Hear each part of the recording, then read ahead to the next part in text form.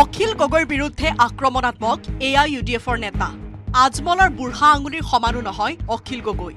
ৰাইজৰ দলৰ সভাপতিৰ বিৰুদ্ধে সৰব মতিউৰ ৰহমান। AIUDFৰ দুৰ্গত মুখ্যম আঘাত হানি ব্যাপক নিৰ্বাচনী তৎপৰতা ৰাইজৰ দলৰ সভাপতি অখিল গগৈ।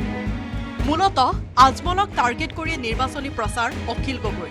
বাৰম্বাৰ AIUDFক টাৰ্গেট কৰি লৈছে ৰাইজৰ দলৰ সভাপতিজনে।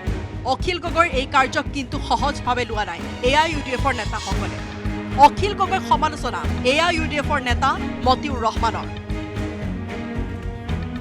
AIUDFক ধূলিসাৎ কৰি দিয়াৰ ক্ষমতাটো তেওঁৰ নাই।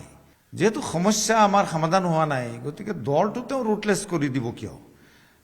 বা কেনেকৈ পাৰিব তেওঁ? এইবিলাকতো তেওঁৰ মিছা আস্ফালন। অখিল গগৈতো বদৰুদ্দিন আজমল চাহাবৰ এটা আঙুলিৰ সমানো নহয় ৰাজনৈতিকভাৱে। তেওঁৰ যিটো স্থিতি, তেওঁৰ যিটো খোপনি অসমত, আজি সমাজ জীৱনত তেওঁৰ যিটো অৱদান, তো অখিল গগৈৰ নিচিনা মানুহে আজি বদৰুদ্দিন আজমল চাহাবক নি পেলাই কিবা গামোচাৰে নে কিহেৰে বান্ধি পেলাই ব্ৰহ্মপুত্ৰ নদীত পেলাই দিয়ে, এইবিলাক কথাটো অতিৰিক্ত। বহুবল্কী মানুহৰ যি প্ৰৱণতা থাকে, সেইটো তেনেকুৱা ধৰণৰ কথা।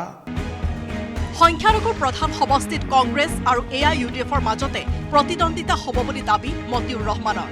ৰাইজৰ দলক এক প্ৰকাৰ ফেক্টৰ নহয় বুলিয়ে উল্লেখ কৰিলে AIUDFৰ নেতাজনে। এইটো বাৰ্গেনিং পইণ্ট এটা।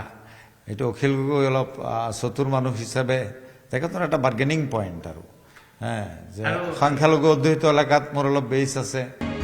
এতিয়া নিৰ্বাচন হলে ধুবুৰীত ৰকিবুল হুছেইন পৰাস্ত হ'ব বুলি তাৎপৰ্যপূৰ্ণ মন্তব্য মতিউৰ ৰহমানৰ। ৰকিবুল হুছেইনক এইবাৰ ধুবুৰীৰ ৰাইজে প্ৰত্যাখ্যান কৰিব বুলি মন্তব্য।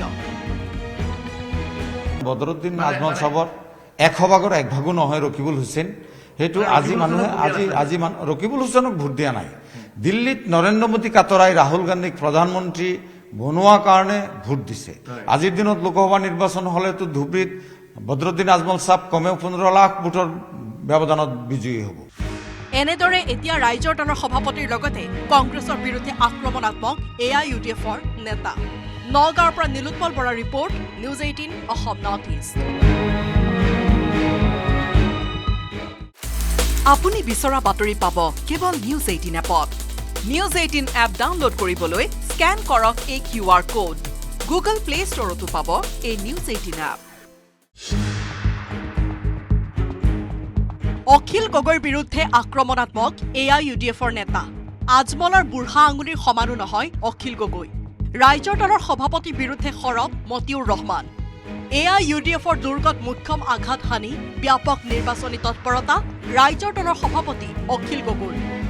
মূলতঃ আজমলক টাৰ্গেট কৰি নিৰ্বাচনী প্ৰচাৰ অখিল গগৈ। বাৰম্বাৰ AIUDFক টাৰ্গেট কৰি লৈছে ৰাইজৰ দলৰ সভাপতিজনে। অখিল গগৈৰ এই কাৰ্যক কিন্তু সহজভাৱে লোৱা নাই AIUDFৰ নেতাসকলে। অখিল গগৈৰ সমালোচনা AIUDFৰ নেতা মতিউৰ ৰহমানৰ। AIUDFক ধূলিসাৎ কৰি দিয়াৰ ক্ষমতাটো তেওঁৰ নাই। যেহেতু সমস্যা আমাৰ সমাধান হোৱা নাই, গতিকে দলটো তেওঁ ৰুটলেছ কৰি দিব কিয়? বা কেনেকৈ পাৰিব তেওঁ? এইবিলাকতো তেওঁৰ মিছা আস্ফালন। অখিল গগৈতো বদৰুদ্দিন আজমল চাহাবৰ এটা আঙুলিৰ সমানো নহয় ৰাজনৈতিকভাৱে। তেওঁৰ যিটো স্থিতি, তেওঁৰ যিটো খোপনি অসমত, আজি সমাজ জীৱনত তেওঁৰ যিটো অৱদান, তো অখিল গগৈৰ নিচিনা মানুহে আজি বদৰুদ্দিন আজমল চাহাবক নি পেলাই কিবা গামোচাৰে নে কিহেৰে বান্ধি পেলাই ব্ৰহ্মপুত্ৰ নদীত পেলাই দিয়ে, এইবিলাক কথাটো অতিৰিক্ত। বহুবল্কী মানুহৰ যি প্ৰৱণতা থাকে, সেইটো তেনেকুৱা ধৰণৰ কথা।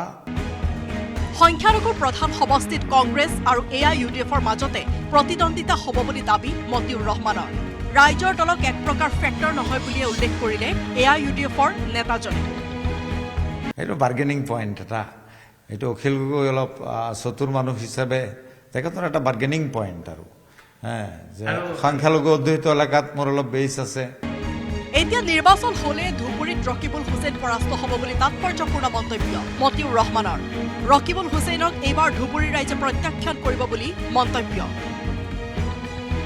বদৰুদ্দিন আজমল চাহাবৰ 100 ভাগৰ 1 ভাগো নহয় ৰকিবুল হুছেইন। সেইটো আজি মানুহে ৰকিবুল হুছেইনক ভোট দিয়া নাই। দিল্লীত নৰেন্দ্ৰ মোদী কাতৰাই ৰাহুল গান্ধীক প্ৰধানমন্ত্ৰী বনোৱাৰ কাৰণে ভোট দিছে। আজিৰ দিনত লোকসভা নিৰ্বাচন হলেতো ধুবুৰীত বদৰুদ্দিন আজমল চাহাব কমেও 15 লাখ ভোটৰ ব্যৱধানত বিজয়ী হ'ব। এনেদৰে এতিয়া ৰাইজৰ দলৰ সভাপতিৰ লগতে কংগ্ৰেছৰ বিৰুদ্ধে আক্ৰমণাত্মক AIUDFৰ নেতা। নগাঁৱৰ পৰা নীলোৎপল বৰাৰ report, news 18 Assam north east.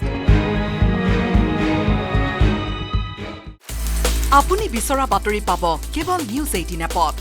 News 18 app download কৰিবলৈ স্কেন কৰক এই QR কোড।